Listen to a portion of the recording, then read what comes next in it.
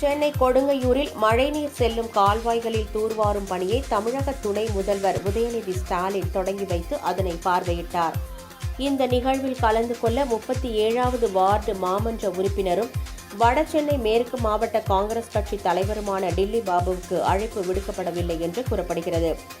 இந்நிலையில் பெரம்பூர் சட்டமன்ற உறுப்பினர் டி சேகர் தோழமை கட்சியினருக்கு உரிய மரியாதை கொடுக்காமல் அவர்களை புறக்கணித்து வருவதாக ஒரு குற்றச்சாட்டை முன்வைத்து டில்லி பாபு காணொலி ஒன்றை வெளியிட்டுள்ளார்.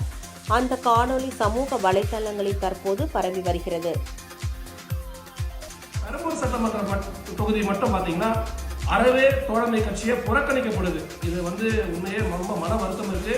இந்த நிலையே நீடிச்சுன்னா நம்ம கூட்டணிக்குள்ளேயே மனக்கசப்பு ஏற்படுத்தும் என்பதுதான் உண்மை.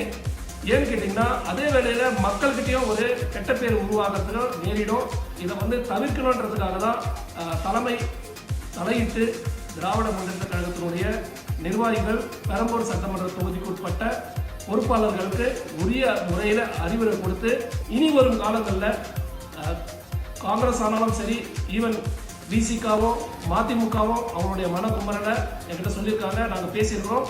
அப்படி இருக்கும்பொழுது ஒட்டுமொத்தமாக தோழமை கட்சிகளை தோழமை உணர்வோடு நடத்துறதுக்கு அறிவுரை கொடுக்க வேண்டும் என்று அன்போடு கேட்டுக்கிறேன்.